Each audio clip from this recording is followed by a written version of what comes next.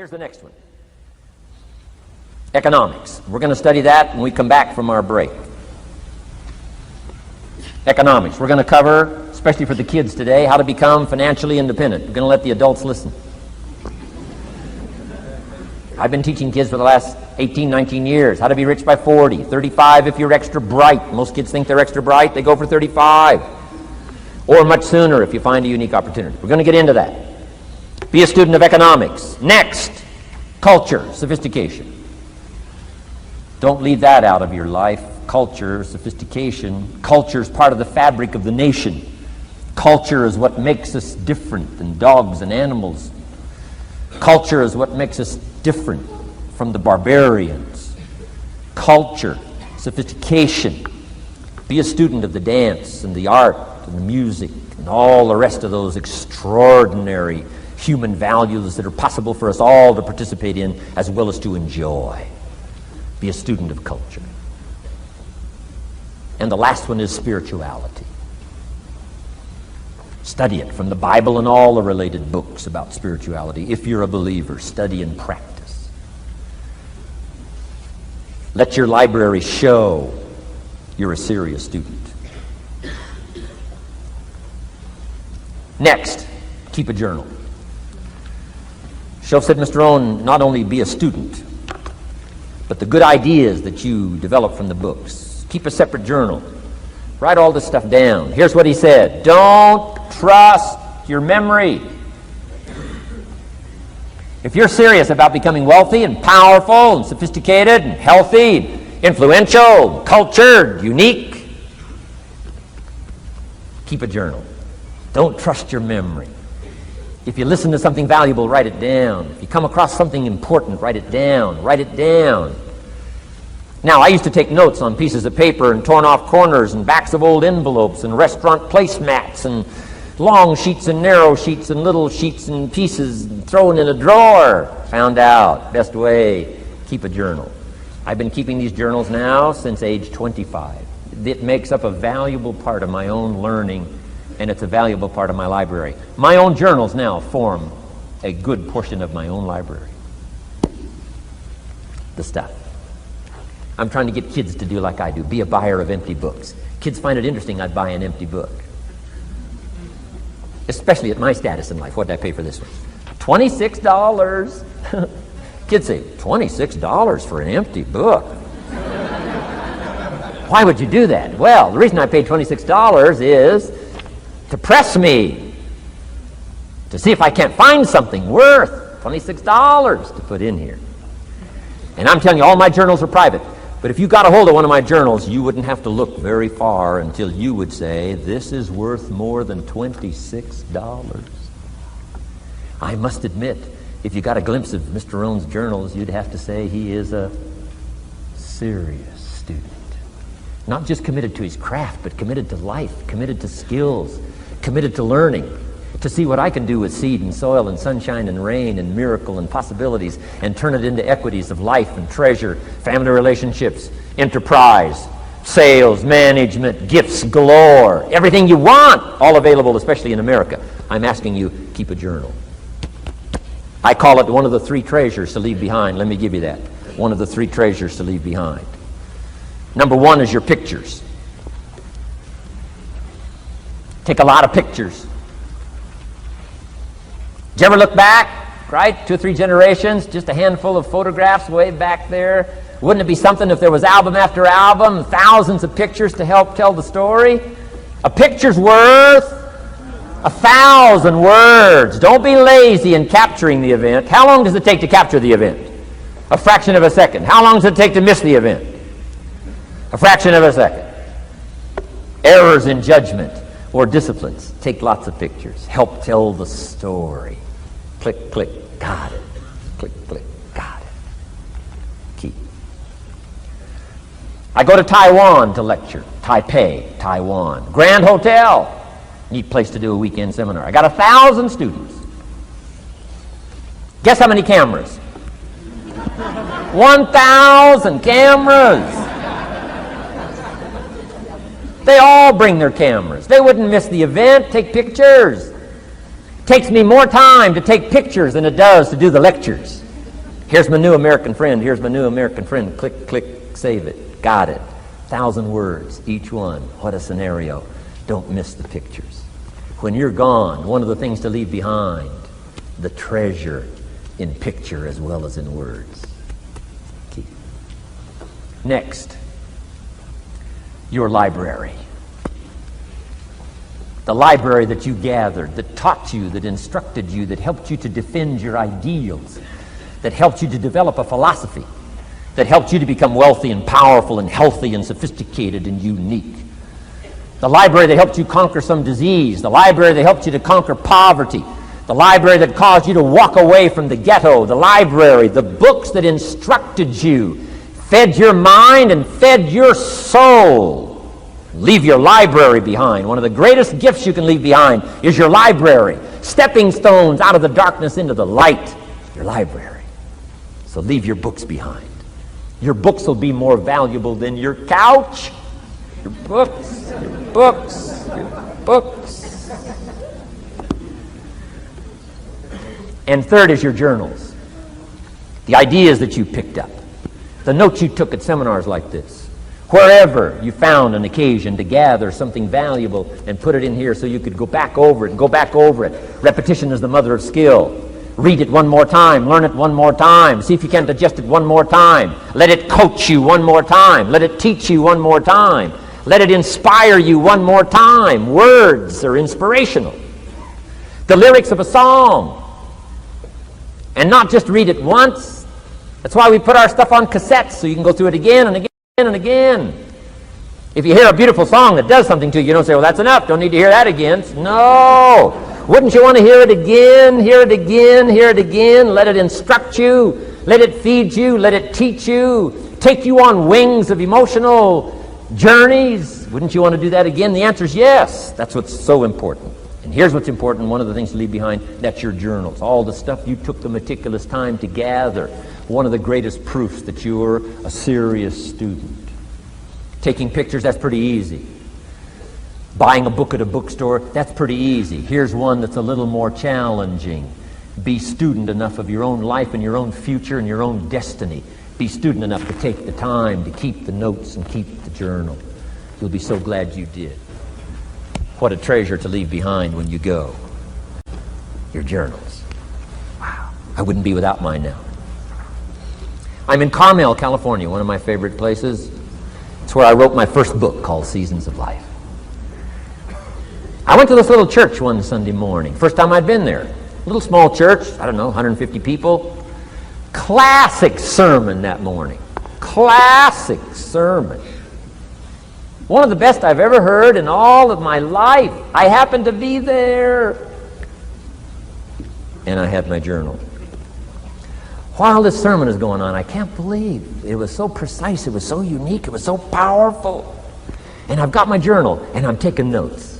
Taking notes of this classic sermon. Guess how many other people were taking notes? Approximately, guess. How many do you suppose? It looked like, best as I could tell, I'm the only one taking notes of this classic sermon. Now, since I'm a stranger there, and it's the first time I've been there, and I'm taking these notes, people started looking, who is he, and what's he doing? I started feeling just a little bit uncomfortable. I'm still writing. Now I'm feeling kind of like a spy, right? I could hear some of them say, he's going to get out of here with some of this stuff. And I did. I'm the guy that walked away with the stuff. I'm asking you to be no less sincere and be no less committed to the advancement of your philosophy, the set of the sail.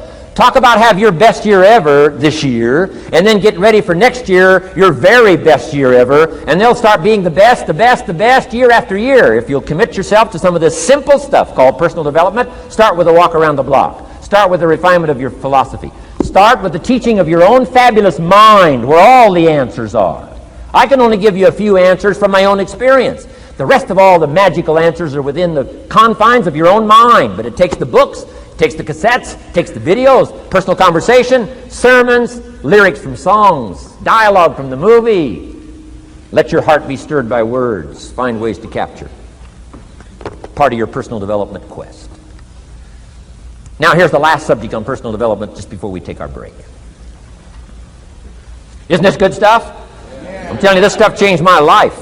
Turned me every way but loose. I've never been the same since the teacher gave me some of this simple instruction. How to go from where you are to where you want to go. How to go from what you are to what you want to become. How to go from pennies to treasure. How to go from nothing to fortune. It's all within the confines of this stuff that I've been trying to share with you. Laboring best I can. Words are clumsy when you try to in your experience. But I'm doing my best today, and I'm excited about it. Appreciate you taking all these good notes. Good students today. I appreciate that.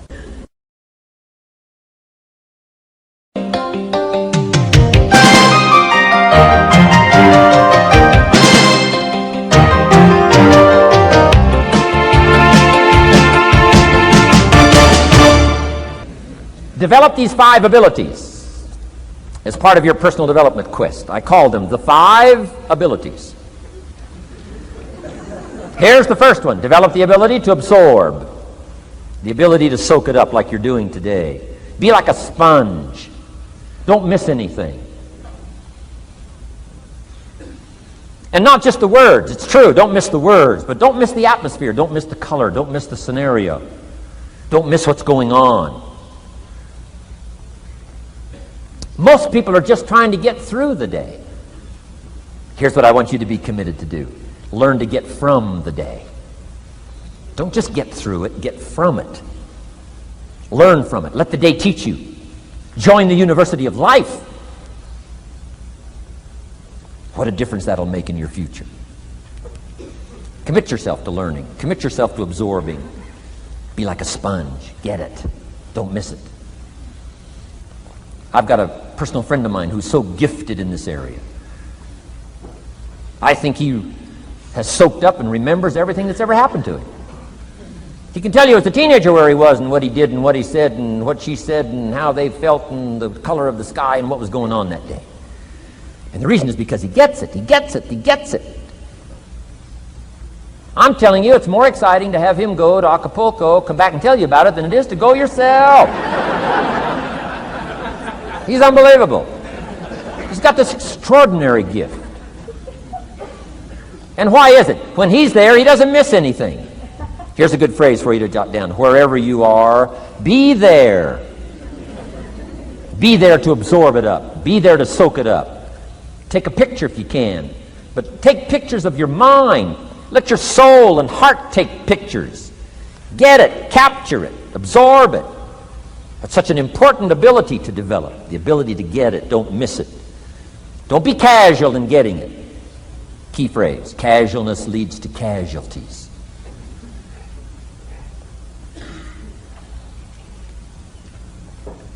Second, learn to respond.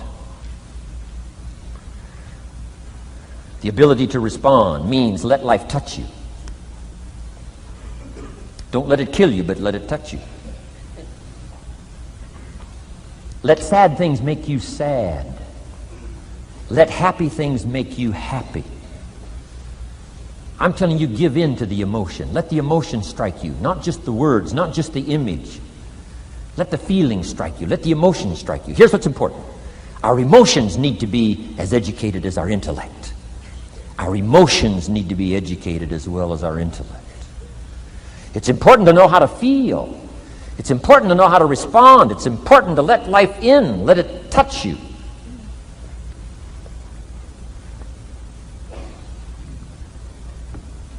I'm the greatest guy in the world to take to the movies.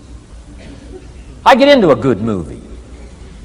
I want a good movie. Make me laugh, make me cry, scare me to death, teach me something, take me high, take me low.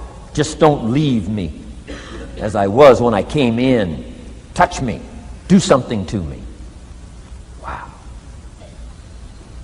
I picked up the newspaper in Australia. The advertisement says, see Dr. Zhivago on the big screen. I said, my gosh, I got to go see it on the big screen. I'd seen it, 2 or 3 times before, but the big screen, I love the old theaters, right? The balconies and the chandeliers and the draperies and all the stuff, the big screen. So I go one more time, see Dr. Zhivago, and sure enough, I'm swept away one more time. Story of the Russian Revolution, Dr. Zhivago, and that whole scenario. I had always missed the importance of the ending of that movie until this time. The other times I missed it. I'm telling you, this time, I got it. Comrade General said, Tanya, how did you come to be lost? After he'd found her, right? Said, how did you come to be lost? And she said, well, I was just lost. He said, no, how did you come to be lost? She said, well, we were, the city was on fire when we were running to escape, and I was lost. He said, no, how did you come to be lost? And that's what she didn't want to say. He finally pressed her again, how did you come to be lost? And she said, well, while we were running through the city and it was on fire, my father let go of my hand, and I was lost. That's what she didn't want to say. Comrade General said, Tanya, that's what I've been trying to tell you. Komarovsky was not your real father. He was not. I'm telling you, I've been looking all over for you, and I think I found you. This man, my relative, Dr. Zhivago, the poet. I'm telling you, he was your father. And Comrade General said, Tanya, I promise you this, if this man, your real father, had been there, I promise you, he would never have let go of your hand. And I got it. This time I got it. The other times I'm eating popcorn waiting for the movie to finish. This time I got it. I got it. I got it. I'm asking you to get it. Absorb and respond. Maybe you heard the story about the evangelist here in Texas way back in the horse and buggy days. Used to put up his tent in these various Texas towns and hold tent revivals. And he put up his tent, one of these towns, expected a big crowd to come and hear him preach. And he got there first night of the tent revival, and he walked inside the tent. It was empty. And he thought, something must be wrong. He waited till 8 o'clock. Nobody showed up. He waited till 8:15. Not a soul. Finally, 8:30. One lone cowboy wandered up on his horse, tied his horse up outside, came in, sat down on the front bench, big empty tent. So the preacher thought, well, at least I better go down and talk to the cowboy. So he goes down and talks to the cowboy, and he says, Cowboy, I don't know what to tell you. He said, I'm the preacher, and this tent was supposed to be full of people. And he said, something's gone wrong. I really don't know what to do. I'm embarrassed. And he said, I don't know what to do. And the cowboy said, well, I'm not a preacher. I'm just a cowboy, so I can't tell you what to do. But he said, I know this, if I went out to feed my cattle and only one showed up, I'd at least feed it. So the preacher said, hey, the cowboy is right. If you've got a message to share, if there's one person or 1,000, don't let your ego get in the way. You should do the best you can. So he got kind of inspired by this conversation with the cowboy, jumped up on the platform, started preaching as if the tent was full of people. And he was so inspired, he just kept going, went for an hour and 15 minutes, hour and a half. Finally, wound down and quit. Come down off the platform, talked to the cowboy again, said, well, cowboy, what did you think of my sermon? The cowboy said, well, I'm not a preacher, so I can't really tell. I'm just a cowboy. But he said, I know this. If I went out to feed my cattle and only one showed up, I'd feed it, but I wouldn't dump the whole load on it.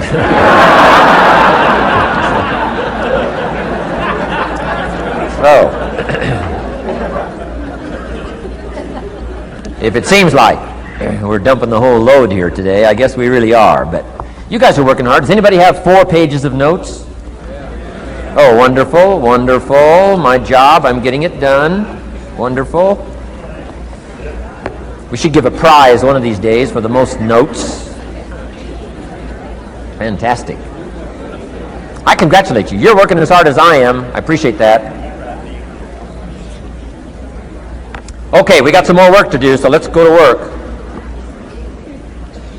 Everybody's okay? Say, I'm okay. All right. I'd love to take you with me as my traveling audience. Wow. We've covered the first 2 abilities in the personal development quest. One is the ability to absorb, don't miss anything, pay attention.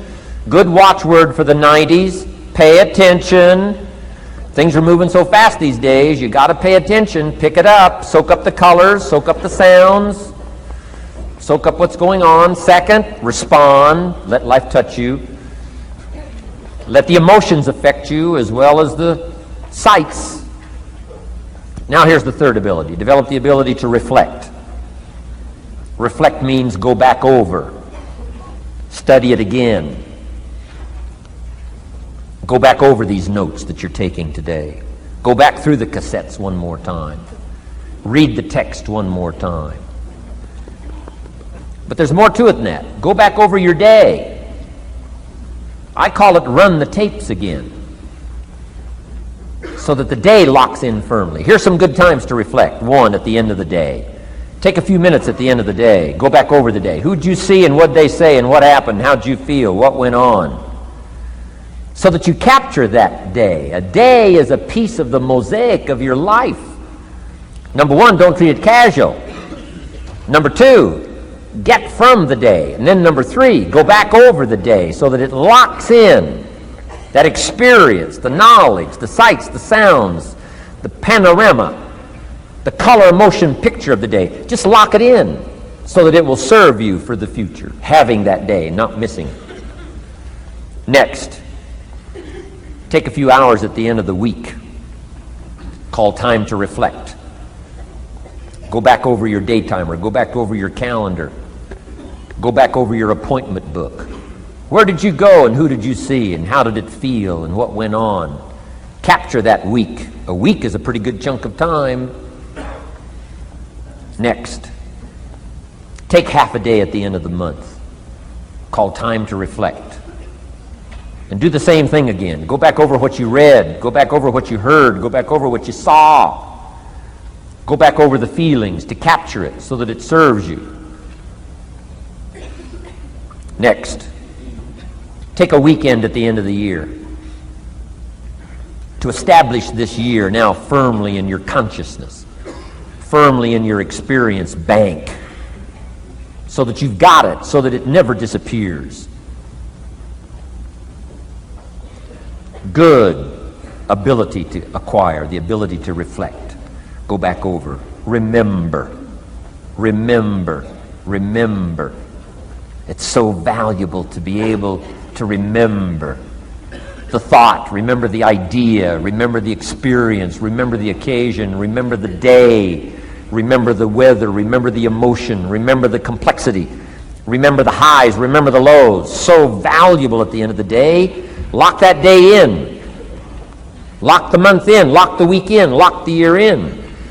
Old Testament says a unique scenario unfolded according to the law. And that was they worked 9 years and the 10th year was a sabbatical. The 10th year, work 9, take the 10th year, and not just to relax, not just to replenish, not maybe just to get physically in shape. Change of pace, we call it in the modern society, but not just for that. I'm sure that in ancient days, that sabbatical was to go over the last 9 years, what went right and what went wrong, and what worked well and what didn't work well. And how did you grow, and how did you learn, and how did you change, and what have you got now after 9 years that you didn't have at the beginning of the 9 years? See, that's so valuable, a sabbatical, some time. There's also something to be said for solitude when you reflect. Sometimes you can reflect with somebody. Husband and wife reflect on the past year, right? Parents reflect with their children on the past year. How did we do it, and how didn't we do it, and how could we improve? Colleagues can reflect with each other. But now here's one of the most important. You've got to learn to reflect with yourself. There's something to be said for solitude. There's something to be said for taking those occasions to shut out the world and shut out everything else for a while. I've got a motorhome. That's how I do it. With my motorcycle on the back. And I head for the mountains and ride the Jeep trails, where there's very few human beings on the jeep trails or out in the desert somewhere. It's called my time to get away. When you live a very public life, you treasure solitude. A chance to reflect, go back over my life, go back over my skills, go back over my experiences. Alone. There are some things you need to do alone. Ponder, think, wonder, read, study, absorb, soak in. See if you can't become better this year than you were last year, better the next 9 than you were the first 9. Solitude. There's even a more modern advice that says, go to the closet for time of meditation, time of prayer. Go to the closet. Closet meaning what? Away. And there's even a graphic description of the away. It said, enter into your closet and what? Got some students here, I'm sure. What? Close the door. For what? Just to shut out everything. Life is experience, and touching and seeing and looking and doing and acting and disciplines and all the stuff. But sometimes, this is where this reflecting is so important, to shut the door. Just shut the door and wonder. Prayer, contemplation, thinking, and let things move in to your consciousness and awareness that no other way can it be done. Right? Flying down the freeway, I'm telling you, it's difficult to get through. So many things to do, it's difficult to get through. But times of solitude, times to reflect. So this is so valuable, learn to reflect. Now here's why it's important to reflect. To make the past more valuable to serve you for the future. Here's what's really powerful, learning to gather up the past and invest it in the future. Gather up today and invest it in tomorrow. Gather up this week and invest it in the next week. Gather up this year and invest it in the next year. See, that's so powerful, rather than just hanging on one more year, hanging in there, seeing what's going to happen. Learn, study. This is part of the personal development quest, becoming better than you are, more valuable than you are, not just in terms of economics, in terms of motherhood, in terms of fatherhood, in terms of being a better brother, a better colleague, making a better contribution to the family, to society, to the community, to the church, to the office, to the commitment, to the partnership. Doesn't matter what it is that has value. Work on yourself, then you bring more value to the partnership, to the marriage, to the franchise, to the corporation, to the enterprise, to the community, to the nation. Self-development, personal development. The best contribution you can make to someone else is self-development, not self-sacrifice. Self-sacrifice only earns contempt. Self-development earns respect. Pity the mother who says, I'm just going to give up my life for my children. Self-sacrifice is not noble. Self-investment is noble from self-development. If I work on myself and become more valuable, think of what that'll do for our friendship.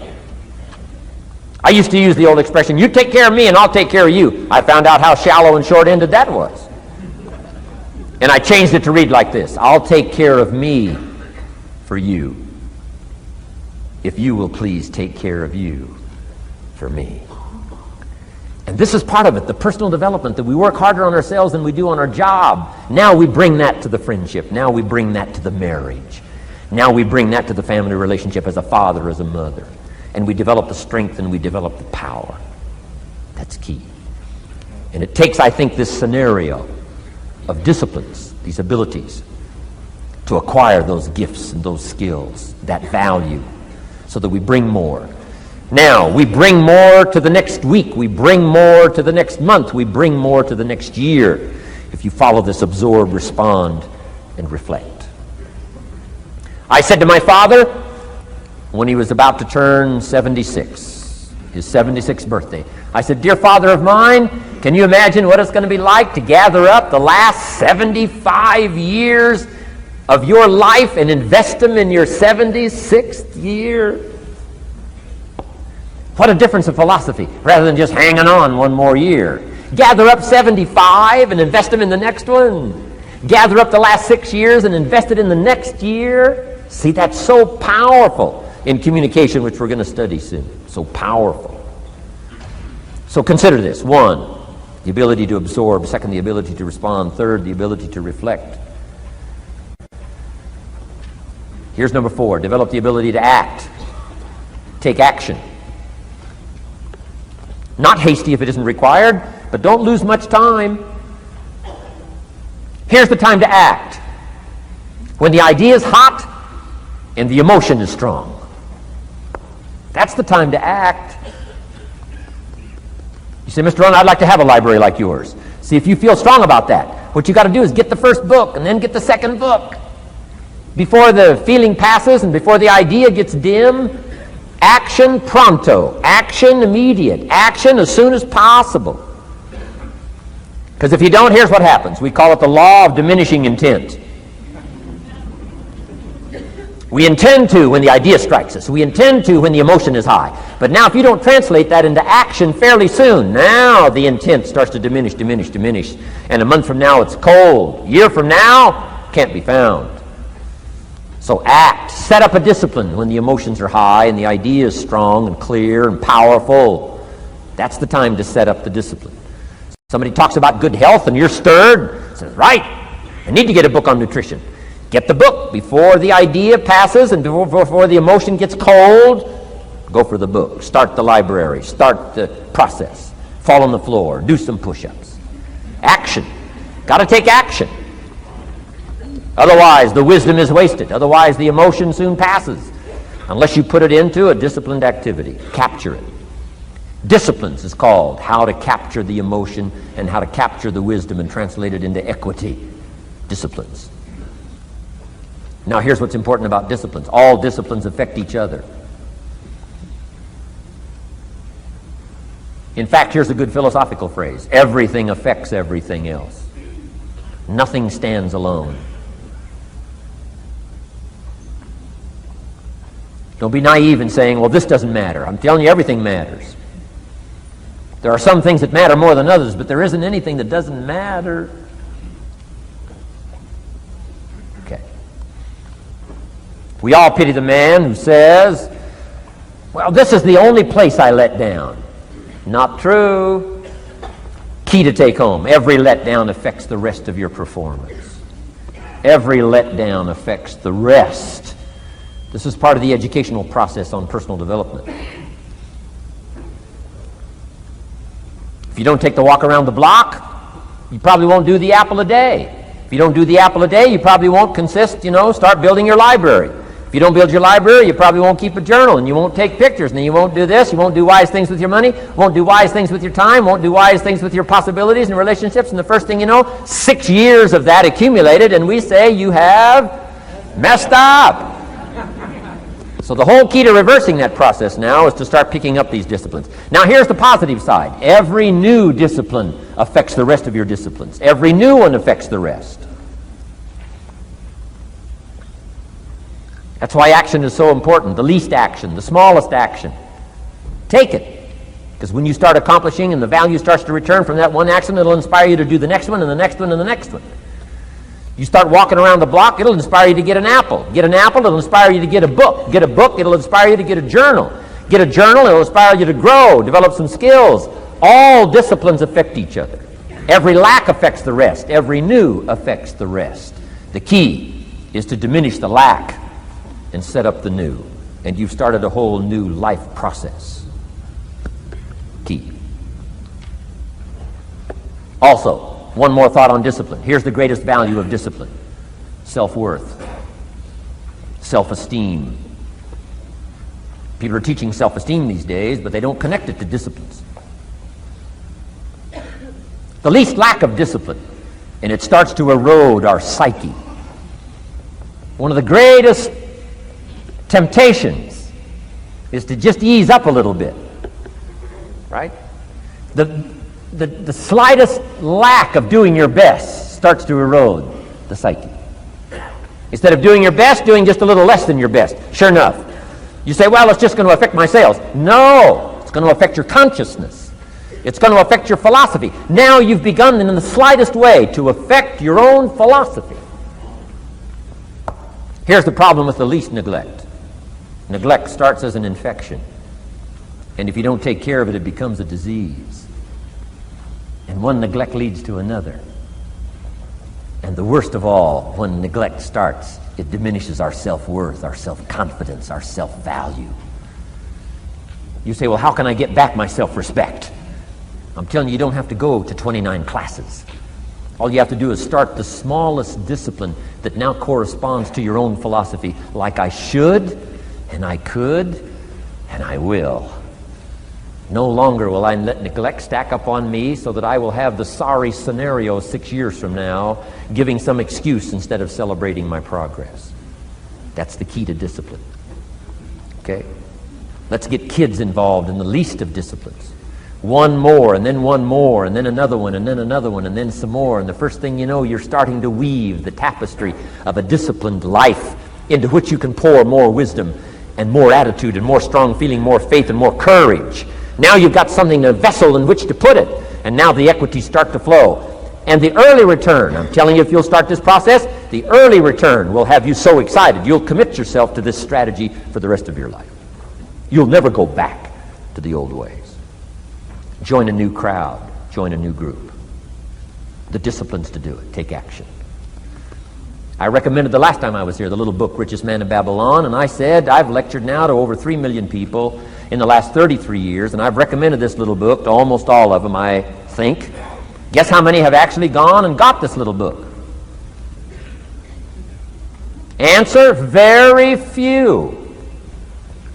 My best guess is 10%. Such an easy thing to do. In that last seminar, right, I suggested this little book, number one, is easy to find. Number two, it's easy to buy. The most you can pay for it, $6, $7, $8. You can borrow that from your kids. And number three, it's easy to read. It's in story form. That's why I use it for teenagers, teaching them how to be rich by 40, 35 if you're extra bright, much sooner if you find a unique opportunity. But if it's easy to find and easy to buy, and if it's easy to read, why wouldn't everybody go get it? We don't know. What do you know? You don't know. I don't know. Nobody knows. Here's how profound it is. Some do and some don't. Now here's the numbers. About 10% do. 90% don't or won't. And we don't know the mystery of that. And I'm telling you, 10 years from now, those numbers will still be the same. 10% will, 90% won't. The numbers don't change. Only the faces change. You're looking at one of the faces. I used to belong to the 90% who couldn't be bothered even if it was easy. Guess how many people have a library card? Wisdom of the world available. Transform your life in any value amount you want. By the way, how much is a library card in Texas? Free. Here's what free is. Easy. I mean, it can't be any easier than free. Somebody says, well, would you bring it by? Well, no. At least you got to go get it. No.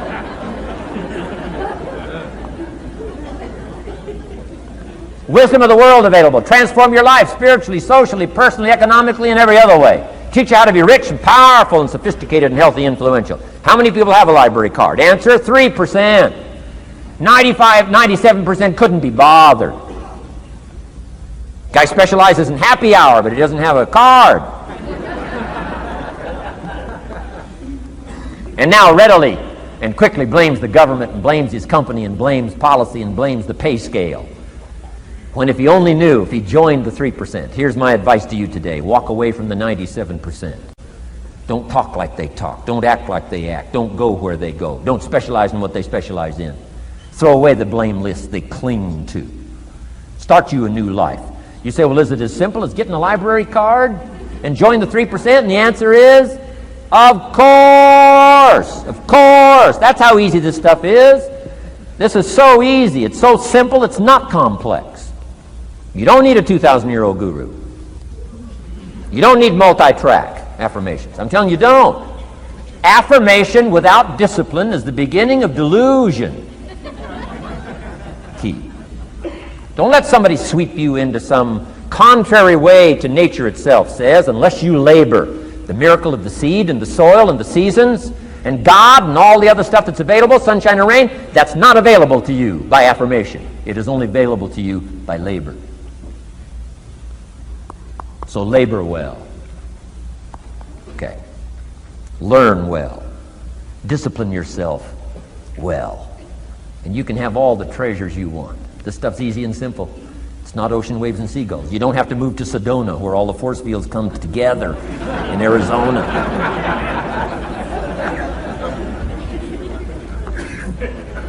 Let's teach our kids the simple ways to transform their health, number 1. Their economics, number 2. Their ability to communicate, number 3. Their life and treasure and lifestyle, number 4. Spirituality, number 5. And the list goes on and on. Let's not leave out any of the least of disciplines that encourage us to do the next one, to do the next one, to do the next one. First thing you know, this whole scenario for you is spinning up instead of out of control on the negative side. This is all you got to do. It's as simple as this. It's as simple as a start, committing yourself to life change. And once you start down this road, I promise you, you'll join the 10% and the 3%. We're going to talk financial independence in just a little while. Guess how many people can retire from the income of their own personal resources when it comes time to retire? Answer, 5%. In the most independent country in the world, 95% are dependent, 5% are independent. Take charge of your own retirement.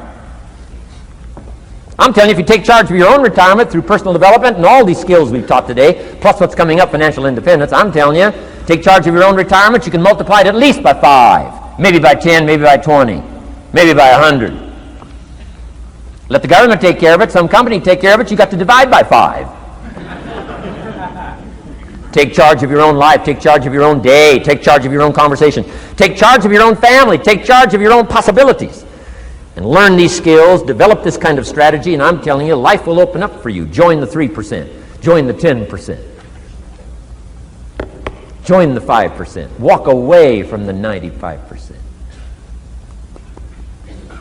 In our Leadership Weekend we teach, find out what poor people read and don't read it.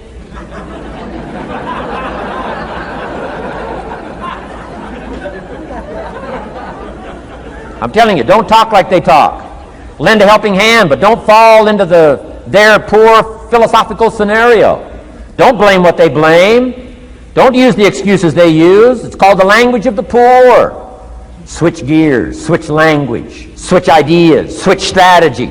Start with the simplest of disciplines. And don't be mean any of these disciplines. The smallest of disciplines starts the process of life change. And if you'll invest in this thing called discipline, you can have whatever you wish. It's called the beginning of a miracle. Now here's the last clue on discipline. Do the best you can. We covered earlier, but here's a good scenario for the do the best you can. I've got a good question for you. Is the best you can do all you can do? And the answer is no. Strangely enough. If we all fell on the floor right now and did as many push-ups as we possibly could, and let's say for some reason you haven't been into push-ups lately, I can't imagine why, but let's say the best you can do is 5. And you look up at the rest of us and say, hey, 5 is the best I can do. We can tell by the look on your face that's probably true. 5 is the best you can do. Now, is 5 all you can do? The answer is no. If you rest a little, you can do 5 more. Wow. And if you rest a little, you can do 5 more. And if you rest a little, you can do 15 more. How did we get from 5 to 15? It's a miracle.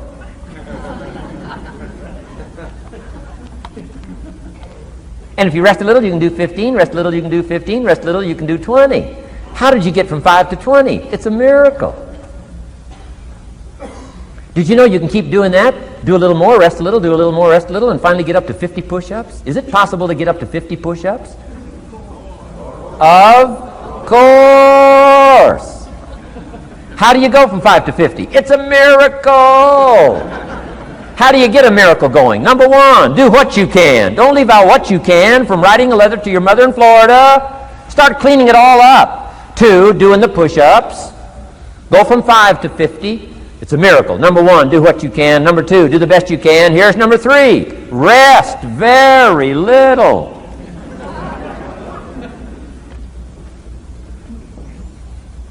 Don't rest too long. Why? The weeds take the garden. Kids have got that figured out. You can't rest too long. Here's the clue. Make rest a necessity, not an objective. The objective of life is not to rest. The objective of life is to act. Think of more disciplines. Think of more ways and means. in which to use your own wisdom and your own philosophy, and use your own attitude, your own faith, your own courage, your own commitment, your own desires, your own excitement.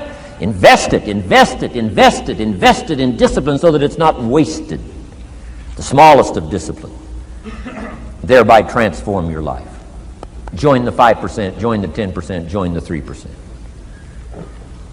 Guess when I went and got this little book, Richest Man in Babylon? The same day I heard about it. I went and got it.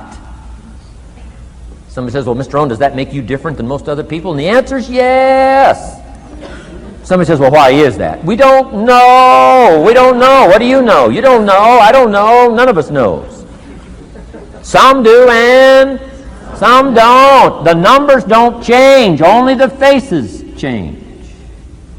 From those who get in on a seminar like this, listen to a dynamic sermon, read a book, listen to some cassettes, take seriously the next conversation of a friend who wants to level with you, and do something about it. And you can walk away from the 97% and not live there anymore. Because if you don't, the next 6 years of your life will be like the last 6. Mr. Shove said to me, Mr. Rogn, 6 years now you've been working. I'm telling you, the next 6 years of your life is going to be like the last 6 unless you take advantage and start making these personal changes. I made the changes, totally revolutionized my life. So take a look at the next 5 years of your life. It's going to be like the last 5 unless you change. And if you will change, everything will change. Join the 5%. 10 years from now, the numbers are going to be the same. But I'm telling you, some faces in this audience can change and start showing up in the 3% crowd, and the 5% crowd, and the 10% crowd, and thereby dynamically affect your life and your future. Develop these strengths. Now here's the last ability. Develop the ability to share. Pass along to someone else. If you've picked up a good idea today, pass it along. Don't let it stay. Pass it along. A book, if you take one of these little books I've suggested home and it affects you, pass along. Say, hey, I found a book, really helped me. I found a book, got me thinking. I found a book, changed my health. I found a book, got me inspired. Pass it along, pass it along, pass it along. Here's what's exciting about sharing. If you share with 10 different people, they get to hear it once, you get to hear it 10 times. So it's probably going to do more for you than it is for them. But it's called what? Everybody wins. When somebody shares, everybody wins. Wow. Share your ideas, share your experiences, share your knowledge. You can have just as much pleasure as I do. I said, giving this seminar, this is one of my joys in life. Give a seminar like this, make the best investment I can of words and spirit and heart and soul and time, energy. I don't have to work this hard. But I gladly work this hard. Why? I want the return. Your words touch my life. See, that's heavyweight stuff. You can't buy it with money. But I'm telling you, you can get the same thing started by recommending a book. Somebody will read that book, and then they'll read another one, and they'll read another one, and they'll come to you someday and say, you got me started. That book you recommended turned my lights on, turned my mind around, got me thinking, got me pondering, and I've been on track ever since. You can get just as much praise as I do if you'll share. Share with your children, share with your colleagues, share with everybody that comes within your grasp. Share. Now here's what sharing does. It not only helps you, helps the person you share with. Here's what else it does. It makes you bigger than you are. If I had a glass of water up here and it was full, question, can that glass hold any more water? If it's full, if the glass is full, can it hold any more water? The answer is yes. But for it to hold more, you got to pour out what's already in. That's what I'm asking you to do. If you're full of ideas, if you're full of good things, I'm asking you to pour it out, pour it out, pour it out. Why? I'm telling you, more will be poured in, poured in, poured in. Next, when you do pour out, you become bigger. It's not like a glass that stays the same. Human beings have the ability to grow in consciousness and awareness and capacity. It's unlimited capacity. I found out kids don't lack capacity. In Europe, the kids speak what? 2, 3, 4, 5, 6 languages. When I grew up, my father spoke German, never taught me. My mother spoke French, never taught me. They were trying to get away from all the old world languages back then. Had no concept how valuable languages were going to be in the future. Just didn't know. So they abandoned the German, abandoned the French. I could have learned all three languages instead of just English. My girls went to school in Beverly Hills. They've turned that around. In first grade now in Beverly Hills school system, they offer three languages besides English: French and German, Spanish. Why? Because kids can learn two languages just as easy as one. Question: how many languages can a child learn? Here's how many: as many as you'll take the time to teach them. They do not lack capacity. They only lack teachers. Wow. And I'm telling you the same thing is with you. You don't lack capacity. But here's how you expand your capacity. And that is to share what you've got. Now you get bigger. Share some more, and now you get bigger. I'm here for a very self-interest reason. If I share with you, my consciousness grows. If I share with you, I get to hear this again. Somebody asked me not long ago, said, "Mr. Rogn, how are you doing with all this stuff? You get on everybody's case pretty hard. How are you doing with all this stuff you teach?" I said, "Well, best I can share with you is this. Listen to me very carefully, but don't watch me too close. This stuff's easier to lecture on than it is to do. I understand that. I'm working on it just like you. But hey, pour out what you've got so that your capacity grows. Now, why should you want your capacity to grow? Very self-interest reason. Here it is: to hold more of the next experience.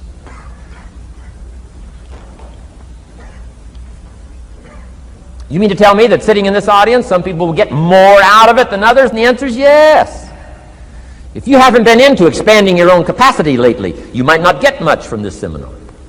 But if you've been into expanding your capacity, and you've been sharing, and you've been doing all this stuff, I'm telling you, no telling what all this could mean to you today, this chance to grow, change, develop, absorb, take in. I'm asking you to expand and grow so you can hold more of the next experience. Some people can't be very happy. You could pour happiness out on the whole world. Some people can't be very happy. Why? They're not big enough. If you're small, you don't get much. Small in comprehension, small in the ability to think and wonder, small in appreciation, no matter how much is poured out. Prosperity can be poured out on the whole country. Some people don't get much. Why? They're too small in their thinking, too small in their ability to share, have not expanded to their full capacity. Don't be like that. Now, some people aren't going to get much because they've got their cup turned upside down. You couldn't put anything in. Learn to share. It's a glorious, glorious experience. Okay, enough on personal development. Let's cover now setting goals. Let me show you something that turned me every way but loose. I've never been the same since I found out about it. Learning how to set goals.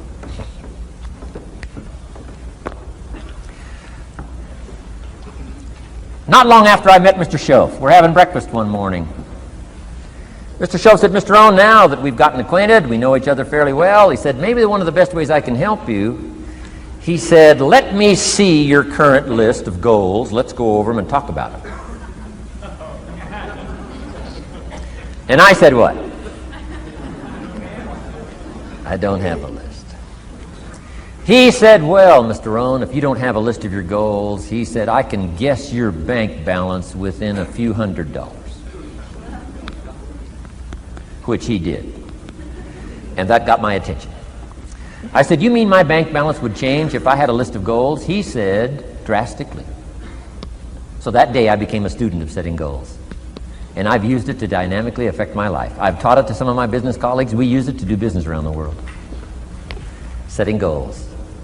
It can turn out to be a drama for your life. Here's what goals are. Your vision of the future. Your vision of the future. Now, there's two ways to face the future. One, with apprehension. Number two, with anticipation. Guess how most people face the future? With apprehension. Why? Major reason why. They don't have it well designed. They've left the design of their future to somebody else. And if you don't make plans of your own, guess what? You'll probably fall into someone else's plans. Guess what someone else may have planned for you? Not much. You got to make a list of this not much stuff. I'm telling you, people all their lives count on this not much list. If all of your negative relatives all turn positive, what will that do for your future? Not much. If prices come down a little, what will that do for your future? Not much. If the economy gets a little better, what will that do for your future? Not much. If circumstances get a little better, what will that do? Not much. If the weather gets a little better over the next few years, that'll do. Not much. I mean, you could go right down this whole scenario list. Most people all their lives, with their fingers crossed, count on this not much list. That's why 10 years from now, they'll be driving what they don't want to drive, living where they don't want to live, wearing what they don't want to wear, doing what they don't want to do, having what they don't want to have, maybe become what they didn't want to become. And it all starts by counting on something that's not going to count much. You say, well, then how can my life dramatically change? You got to count on yourself. And here's one of the things you got to count on: your ability to design the future. It's called the promise. And the promise of the future, if you'll design it well, can have an awesome effect on your life. But if you face the future with apprehension, you'll take hesitant steps all day, uncertain steps all day. And if you take uncertain steps all day for 6 years, you can imagine how empty your life can be. We've got to help our kids with the promise of the future. Now here's what's connected to the promise: the price. The price to pay. But I'm telling you, the price is easy if the promise is clear. One of the better notes to make for today. The price is easy if the promise is clear and powerful. But the price seems almost too much to pay, too much to get over, too much to accomplish if the promise isn't clear, if the promise isn't powerful. I'm telling you, kids will pay the disciplines if they can see the promise.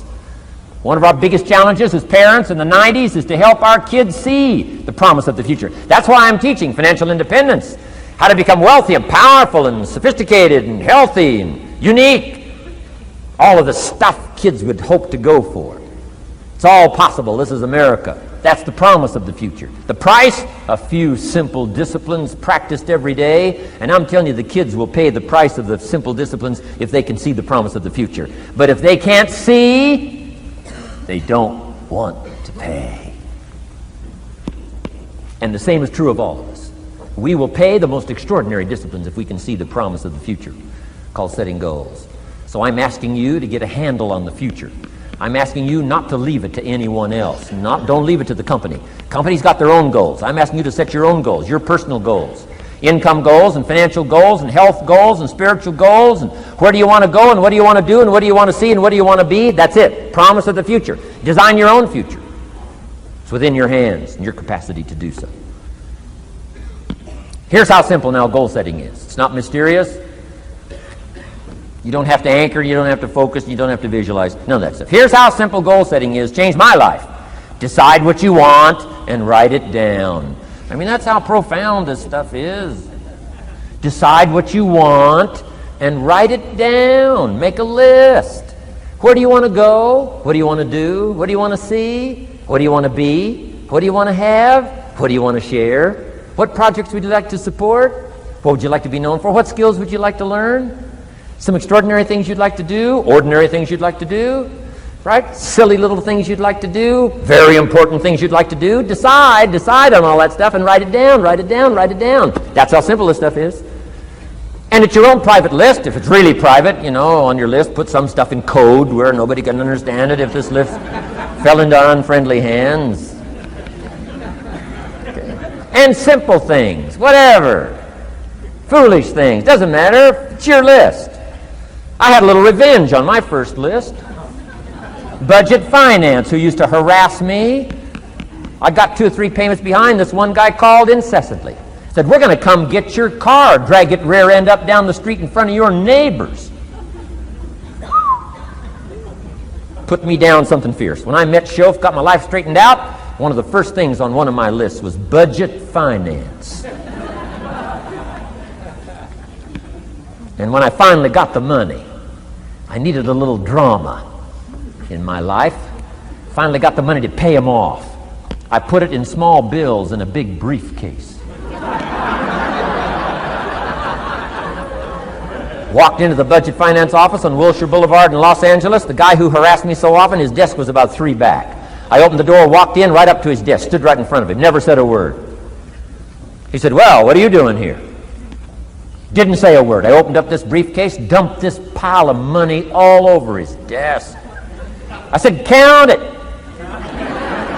It's all there. I'll never be back." Turned around, walked out, slammed the door. Now that might not be noble, but you got to try it at least one time. Pay off with a little drama.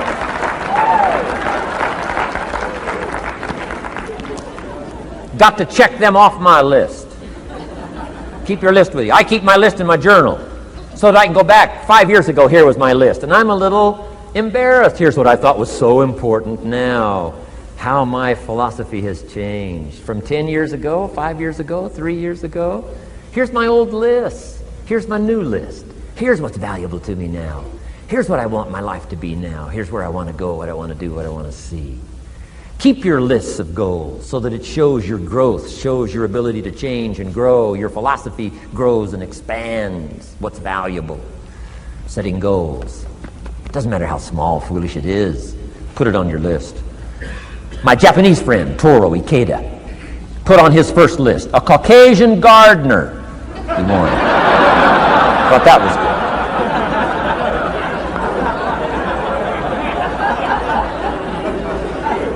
I like that. Have you got this profound thing now in setting goals? Here's how profound it is. Decide what you want and write it down. Get together with your wife, decide. Get together with your kids, decide. Get together with your business colleagues, decide. Write it down. Make a list. Okay, that's how easy it is.